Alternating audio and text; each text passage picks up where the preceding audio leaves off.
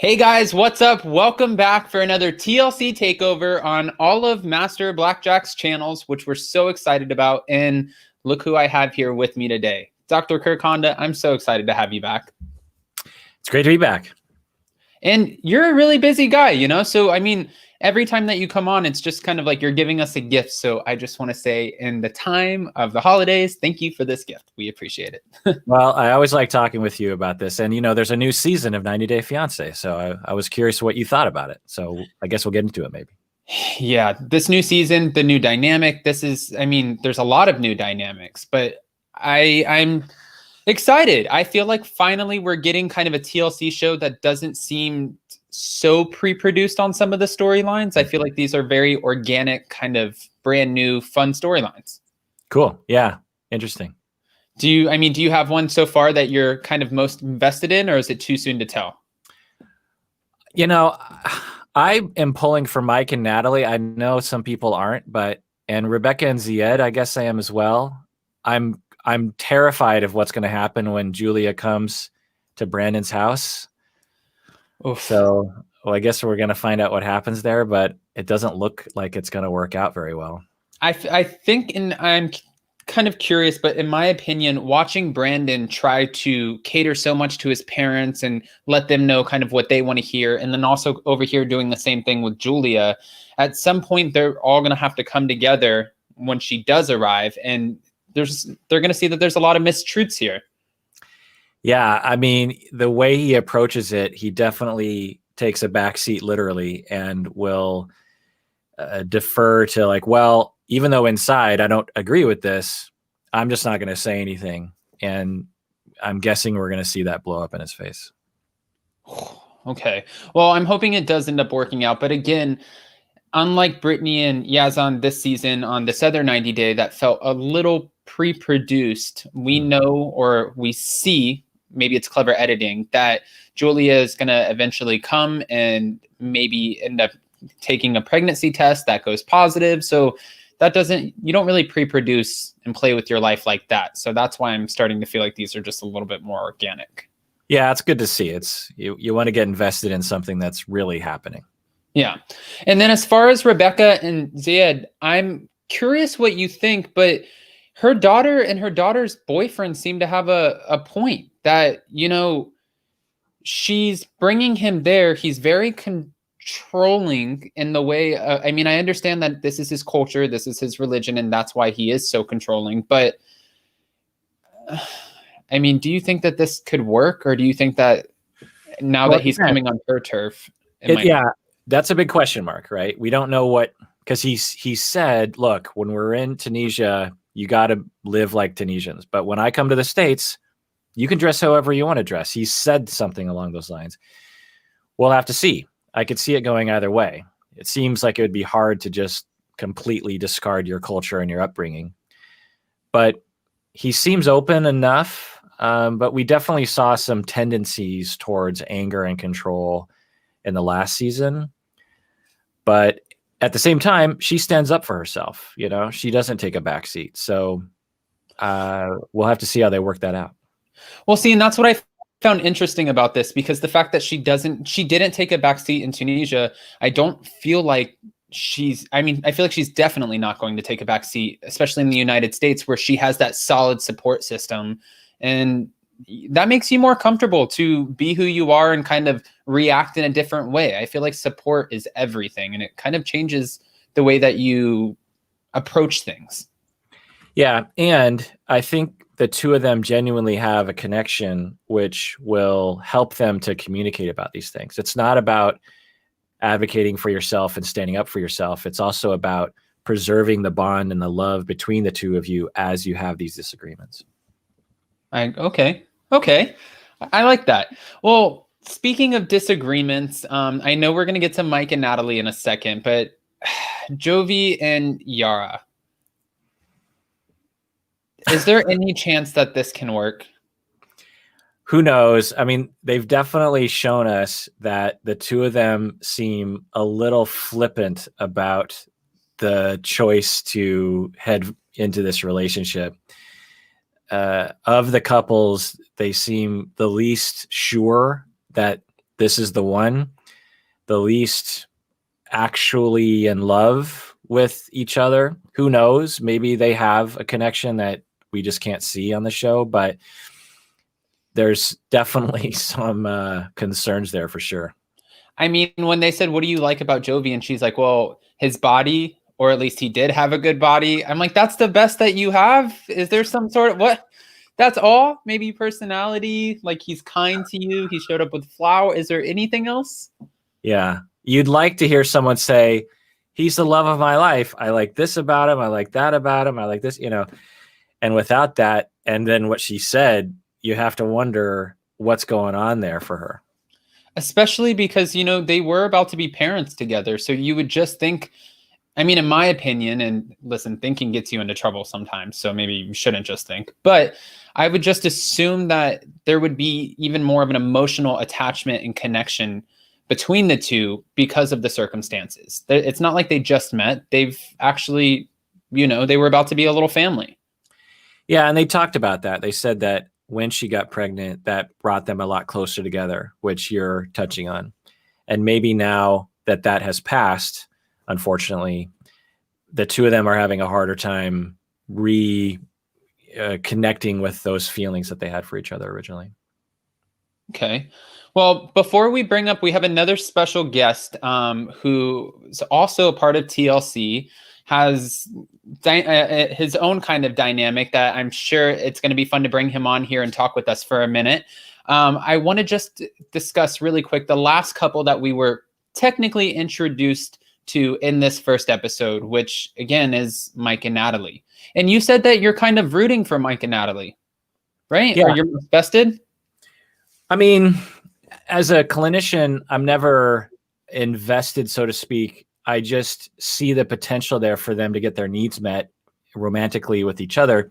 The beginning of the last season that they were on, it seemed like they had a lot of affection and a lot of love for each other. And then they triggered each other and both of them put up walls. And I see that maybe when they're in the same town, they can love on each other and it will warm up their relationship. We've seen a lot of coldness up until this point. Right. Well, and a lot of people were automatically like, no, Natalie's going home. Do you see that the way he puts her in the car and kind of shuts the door? And I think that it's important for us to remember that TLC is still a network and someone has the job to make editing very, very clever, and she might not actually end up going home. So maybe if they can put their differences aside, this could work. But technically she's arriving just 2 months after ending this engagement. Right. So we'll have to see. And I hope that they can get back for their sake to that original space that they were in when he first went to Ukraine. Well, and then, I guess this is my own question because you might have a completely different thought process about this, but I feel like over here in America, and I don't want to sound ignorant, I feel like sometimes we have the ability to get kind of emotional and express like, I love you. And sometimes maybe we don't love you, or yes, like you're my best friend. And that's probably somebody you've met 5 times. And sometimes we over kind of sell it.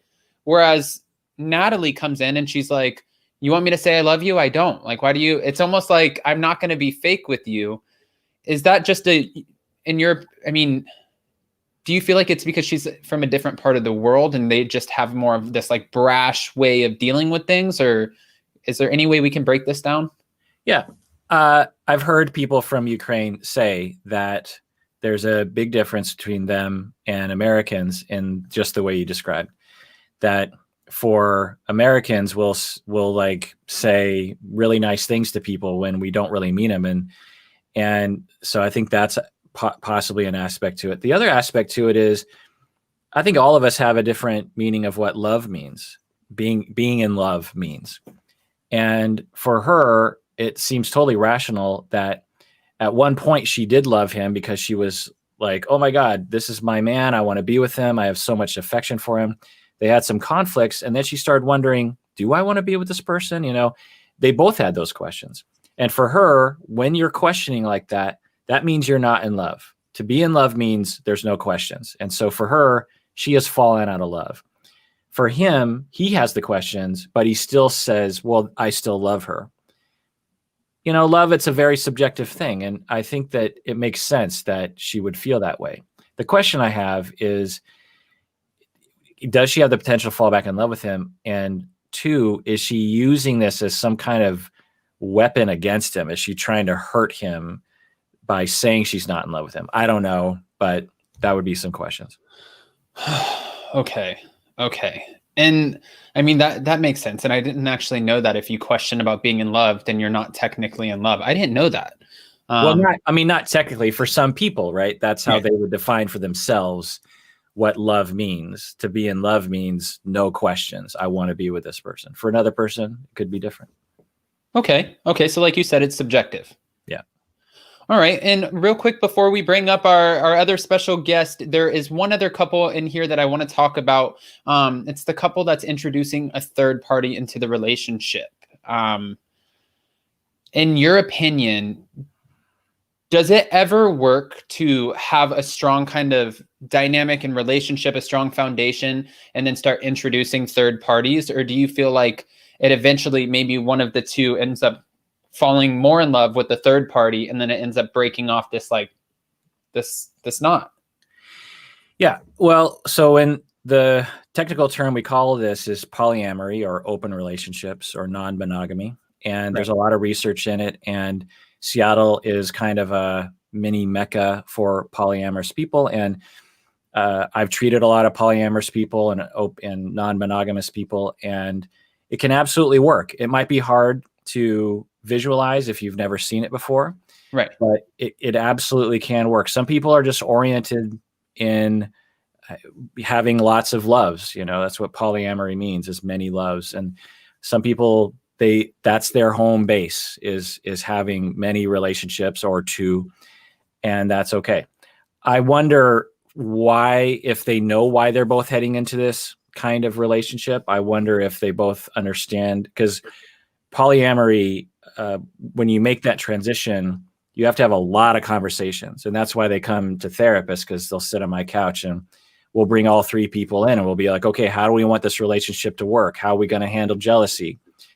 What's the plan for the future? Let's talk about our feelings. There's a lot of talking. And I wonder if they've done that work prior to that. Well, it almost seems like in this case, he wants to marry this woman who wants to explore her sexuality a bit more, because she's more free to do so in the United States. And he seems like he's okay with that.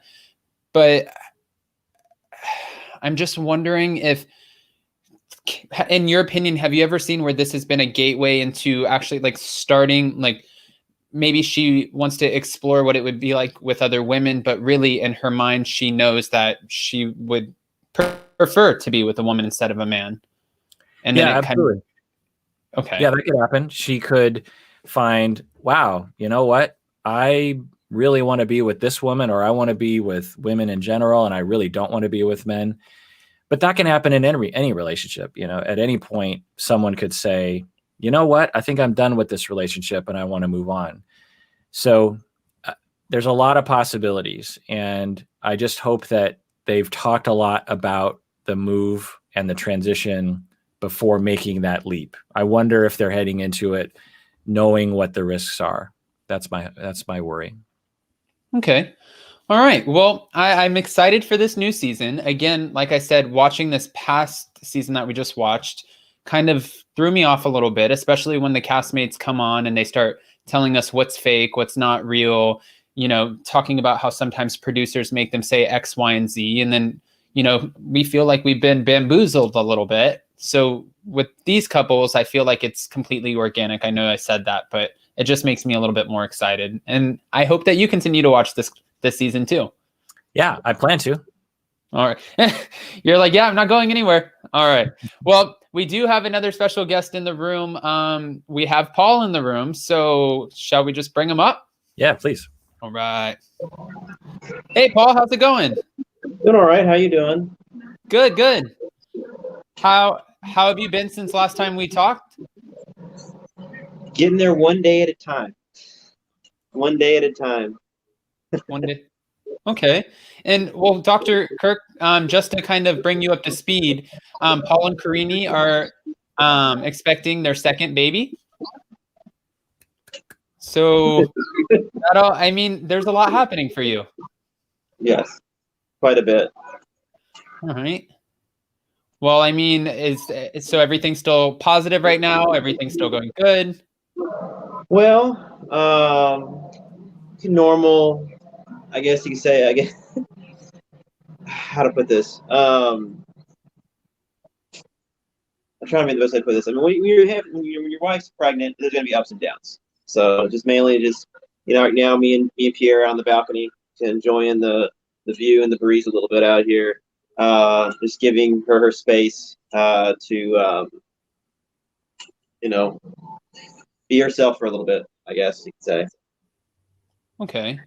And I mean, just out of curiosity, because I don't ever see myself ever having a baby or getting anyone pregnant in any capacity, with all things considering. But do you feel like it's different the second time around than it was the first time, kind of navigating your relationship and also having a baby on the way?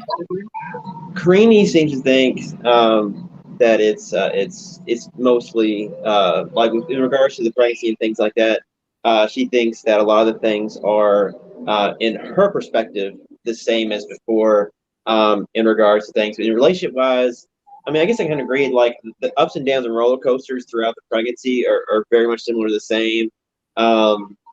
Different incidents that we would have where she would, say certain things and go one way, and then she supports like, I've never said this before. It's like, you actually did. We did 2 seasons on the TV show based on these things, so it's all on camera.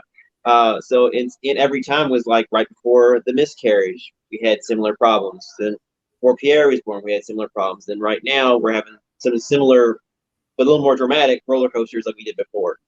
So it's been a little bit crazy, but I see a pattern. I see I guess it's almost like you're the doctor, so, but I see like a psychological pattern. It's like every single time she's pregnant, there's kind of a pattern that we seem to go through. Yeah. So Paul, we talked, I don't know, a few months ago, and you were asking me some questions, and I couldn't really answer them because you're not clients, and so I didn't really know. But I will say that as a person that, human to human, I care about you and I want what's best for you and your family. I'm curious, how are things going?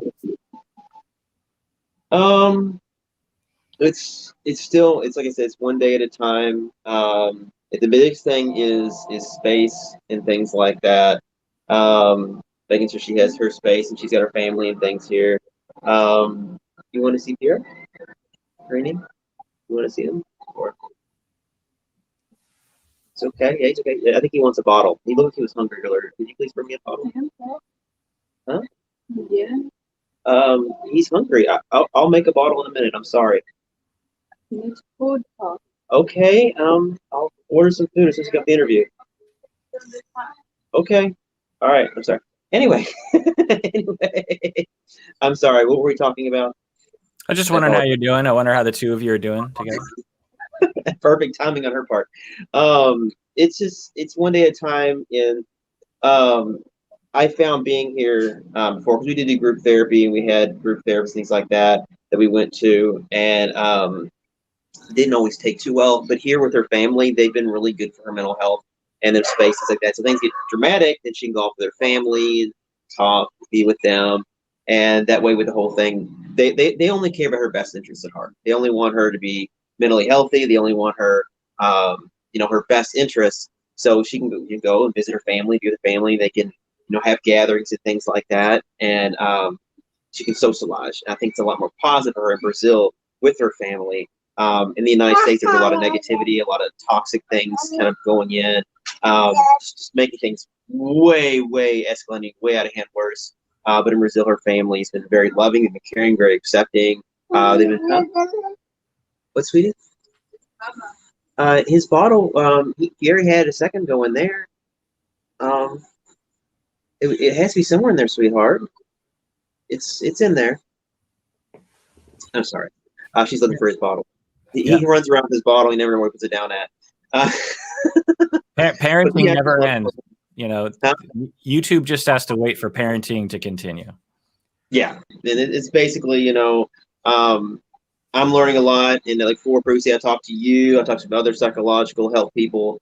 I talked to I guess one was a doctor and one was a therapist. I guess I had two ones I talked to weekly as well, and that helped me out a lot with not only dealing with my problems, but also dealing with things that she's dealing with. But she didn't want to get help. She was in therapy, then she retracted from therapy. So I was like, okay, we came here. She's with her family.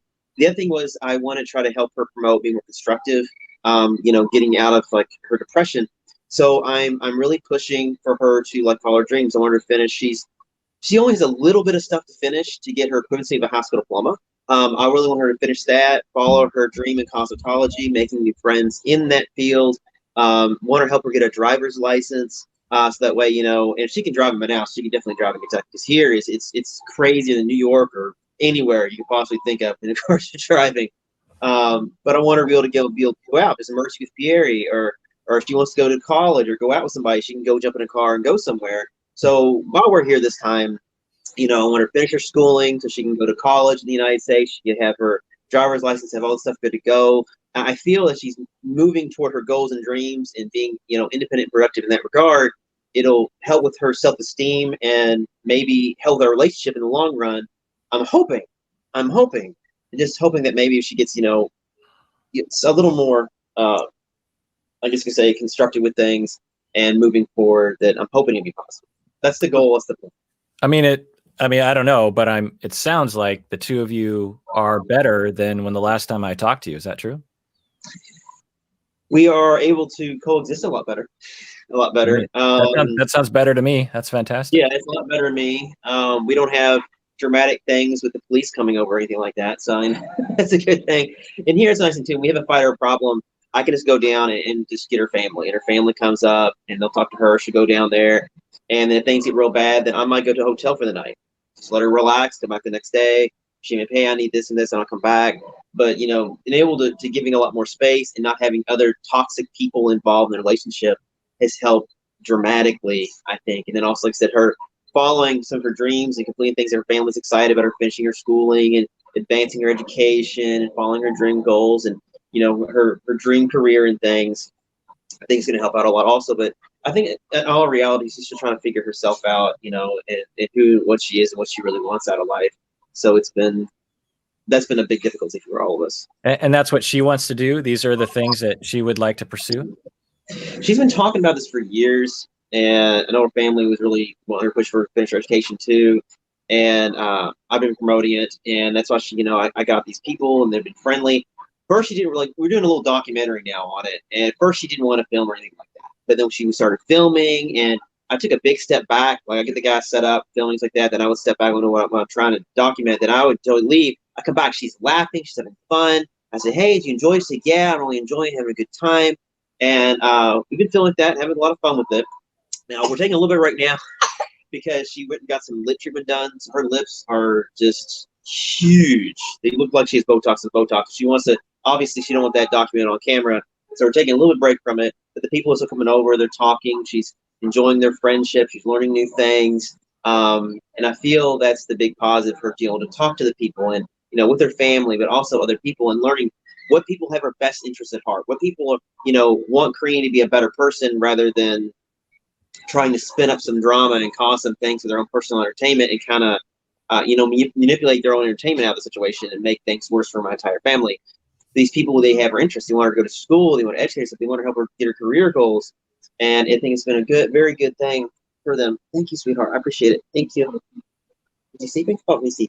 I didn't realize he fell asleep. He's sort of drifting in and out. He's sort of nice.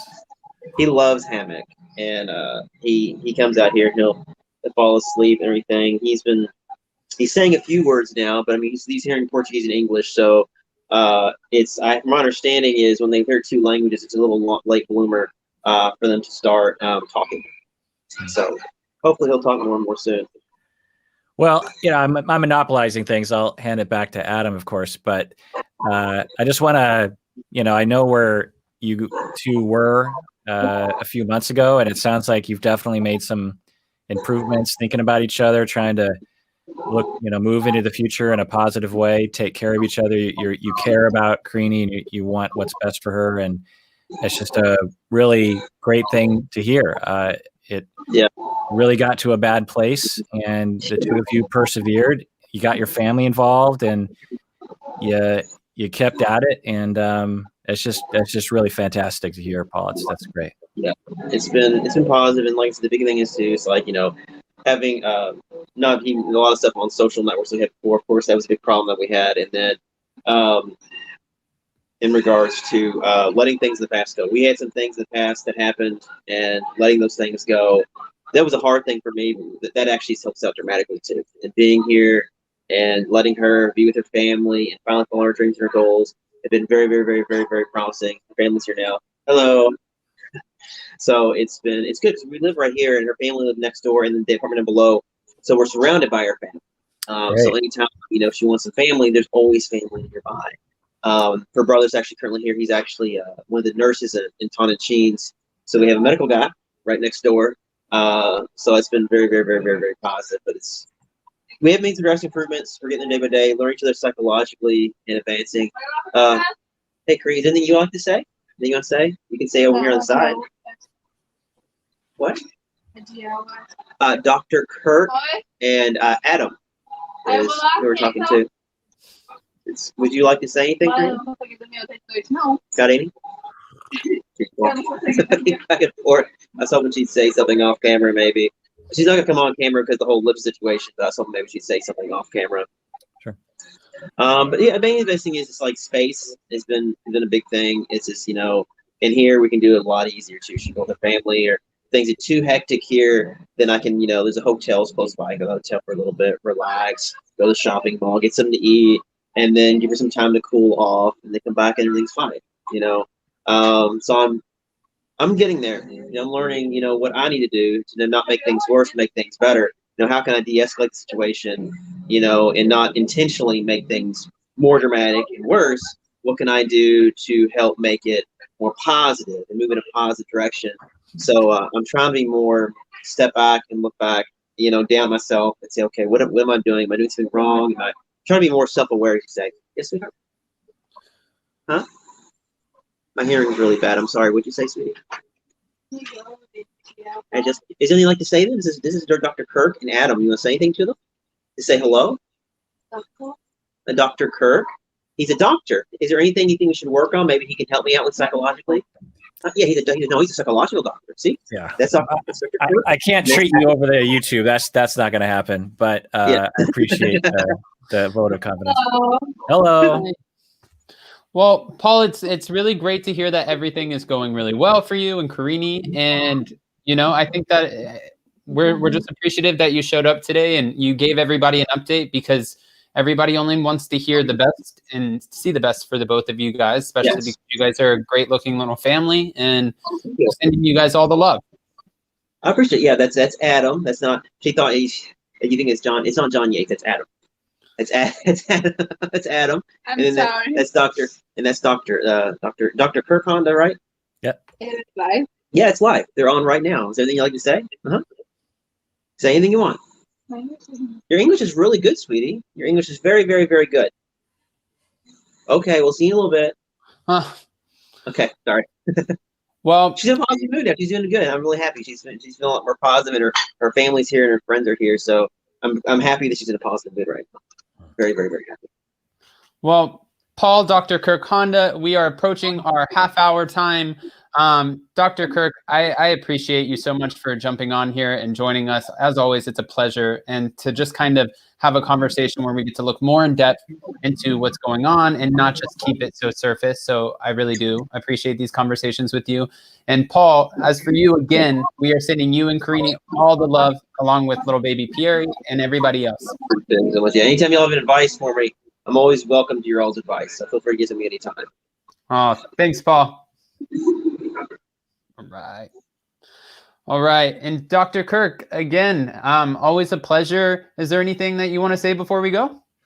Will you come on my channel to talk about 90 Day Fiancé? Yeah, of course. Anytime. And I promise I won't have this awful. I didn't close the window before I came in here. So I No, won't it's have. nice. You always have I always say you have a nice glow about you that's always present, and that really exemplifies that. I'm calling it a recap roundtable after every episode with some of my pals. So maybe you could come on and join the roundtable. Hey, anytime. Listen, I mean, honestly, shoot me an email. I'm always so thankful to steal you for our channel. So, I mean, if it's an honor if you'll have me, definitely I'll be there. Cool. All right, Dr. Kirk, we'll see you next time. Yep. I hope you have a great week. You too. All right. Bye. And guys, wow. All right. So that was a great kind of starting to try to understand what's going on with the different dynamics. As far as the new castmates for TLC's 90 Day Fiancé, I think, again, I said this already a few times, but I feel like these are a little bit more organic. I feel like they're true storylines that we can at least buy into, and that's what we're hoping to do.